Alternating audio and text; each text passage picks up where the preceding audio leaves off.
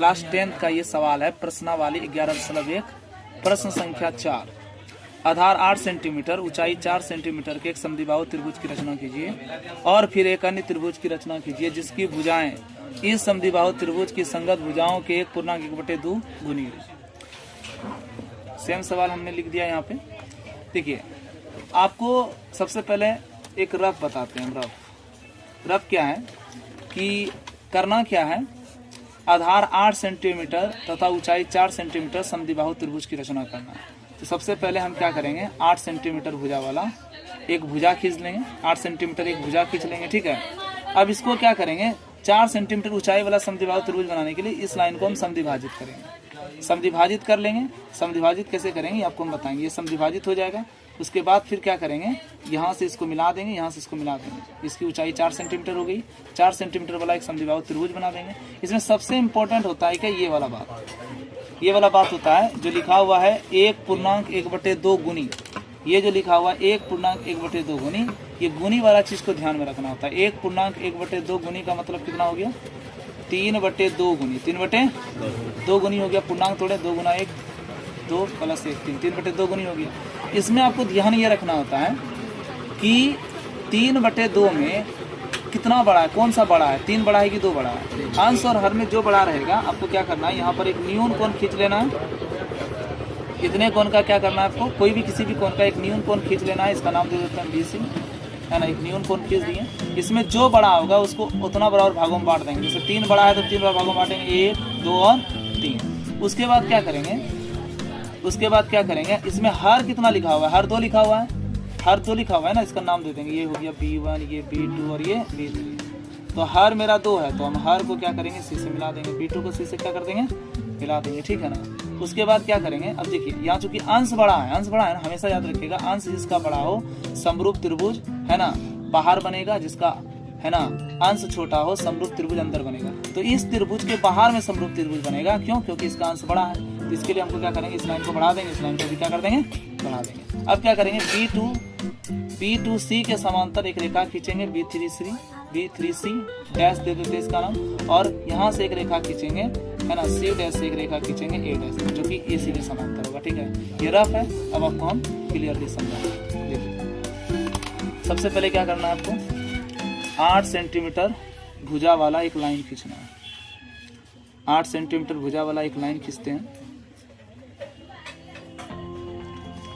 देखिए ये 8 है, यहाँ पर हम सबसे पहले पॉइंट दे देंगे 1.5 सुई से, और फिर जा करके इसको मिला देंगे।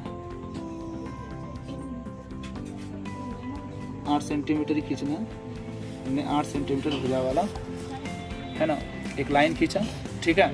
उसके बाद क्या करेंगे, इसका नाम दे देंगे, इसका नाम दे देते हैं B और इसका नाम दे देते हैं C। अब देखिए ये कितना हो गया, 8 सेंटीमीटर हो गया। अब हमको करना क्या, इस BC रेखाखंड को समद्विभाजित करना है। समद्विभाजित करने के लिए क्या करेंगे हम, है ना, पूरा लाइन का चाप ले लेंगे या आधा लाइन का, है ना, आधा से ज्यादा माप लेंगे या पूरा माप लेंगे। हम आधा से ज्यादा मापेंगे, एक बार ऊपर काटेंगे और एक बार नीचे काटेंगे, ठीक है। अब 1.5 सुई का नोक B पर आ जाएगा, एक बार ऊपर काटेंगे और फिर एक बार क्या करेंगे, एक बार ऊपर काट लिए और फिर एक बार क्या करेंगे, नीचे काट लेंगे, कट गया। अब जो कटान, दोनों जो चाप काटा है वहां पर 1.5 सुई से बिंदा दे देंगे। अब इस दोनों बिंदा को आपस में क्या करेंगे, मिला देंगे।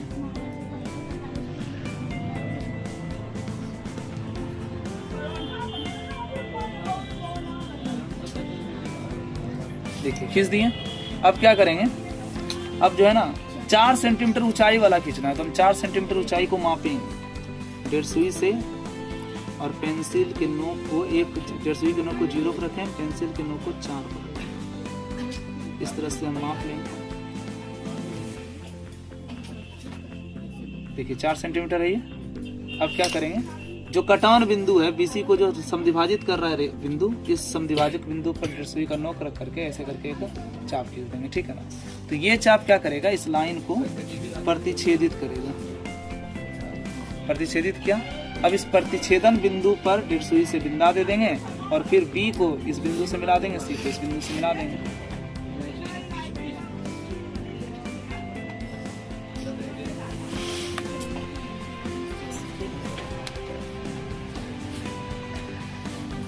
है ना, इसका नाम दे देंगे हम क्या, ए दे दिए। क्या दे दिए, ए। तो ए बी सी एक त्रिभुज बन गया। ए बी सी क्या बन गया, एक त्रिभुज बन गया। अब क्या करेंगे हम, बी सी से, है ना, बी सी के किसी भी, चाहे हम सी की तरफ से खींच सकते हैं या बी की तरफ से, एक न्यून कोण खींचेंगे, ठीक है। तो हम बी की तरफ से एक न्यून कोण खींचते हैं, एक न्यून कोण खींच दिए। उसके बाद क्या करेंगे, इसमें आपको देखना क्या है कि अंश और हर में, जैसे 3/2 लिखे हैं हम, 3 कितना लिखे हैं, 2 लिखे हैं। इसमें कौन बड़ा है, 3 बड़ा है, तो जितना जो अंक बड़ा होगा उतना बराबर बराबर चाप हम क्या करेंगे, काट देंगे बी से।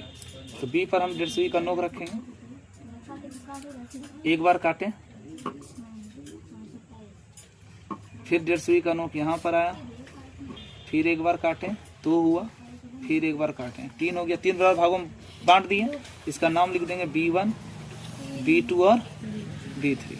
अब उसके बाद क्या करेंगे, 3/2 गुनी बोल रहा है, तो हर देखिए मेरा क्या है, 2 है, तो हम B2 को C से मिला देंगे। B2 को किससे मिला देंगे, C से मिला देंगे। देखिए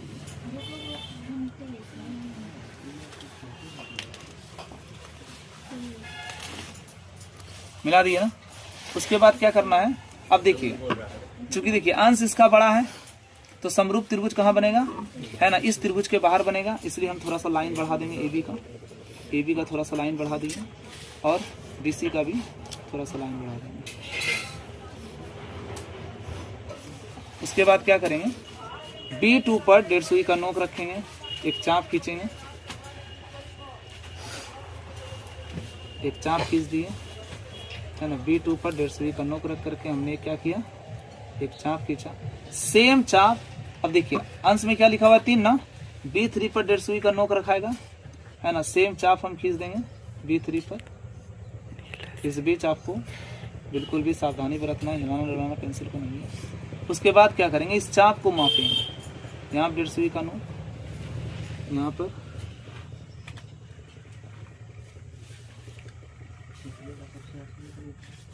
पेंसिल का नोक, चाप माप लिए। उसके बाद क्या करेंगे, ये जो चाप शुरू हुआ, देखिए यहाँ से शुरू हुआ था ना, इस चाप जहाँ से शुरू हुआ है, स्टार्ट हुआ, 150 का नोक वहाँ पर रख करके एक बार इसको काट देंगे। कट गया, जहाँ पर कटा, कटान बिंदु पर क्या दिए हैं, बिंदा दे दिए 150 से। उसके बाद B3 और इस बिंदा से होते हुए हम एक रेखाखंड खींचेंगे, और यह रेखाखंड जो हम खींचे हैं, है ना, यह जो रेखाखंड खींचे, ये बिल्कुल इसके समांतर होगा। B3C, इसका नाम दे देते हैं हम C', ये समांतर है। अब क्या करेंगे, C पर 150 का नोक रखेंगे, है ना, एक चाप फिर ले लेंगे। अब क्या करेंगे, C' पर 150 का नोक रखेंगे, सेम चाप खींच लेंगे। उसके बाद क्या करेंगे, इस चाप को माप लेंगे, माप लिए। अब जहाँ पर C से शुरू हुआ है रख करके इसको काट लेंगे। काटने के बाद जो है, इस जो चाप कटा है वहाँ पर 150 से बिंदा देंगे, और C' को क्या करेंगे बताओ, मिला, हाँ मिला देंगे, मिला दिए। इसका नाम हो गया क्या, A'। इस प्रकार से देखिए, है ना, B2C के समांतर B3C' रेखा हो गया, AC के समांतर A3AC' रेखा हो गया। अब इसमें हमको रचना का चरण लिखना पड़ेगा। चरण देख लीजिए, रचना का चरण में देखिए क्या करेंगे, जैसे जैसे लिखे हैं वैसे वैसे लिखेंगे। नंबर 1, सबसे पहले लिखेंगे आधार 8 सेंटीमीटर, आधार 8 सेंटीमीटर तथा ऊंचाई कितना सेंटीमीटर, 4 सेंटीमीटर क्लास में वाला एक त्रिभुज बनाया, एक त्रिभुज बनाया। आधार 8 सेंटीमीटर, ऊंचाई 4 सेंटीमीटर वाला एक त्रिभुज बनाया। नंबर 2, उसके बाद क्या करेंगे बताइए, है ना, B से कौन CBB3, कौन CBB3 एक न्यून कोण खींचा, एक न्यून कोण खींचा। किस कोण का बात कर रहे हैं हम, है ना, CBB3 एक न्यून कोण खींचा। नंबर 3, उसके बाद क्या किया, इसे 3 बराबर भागों में बांटा, इसे 3 बराबर भागों, नाम बताइए, B1, B1, B2, B2, B3, है ना, खींचा या बांटा, 3 बराबर भागों में बांटा, 3 बराबर भागों इसमें क्या कर दिया, बांटा लिख दिया। नंबर कितना, 4। फिर क्या किया बताइए, है ना, B2 को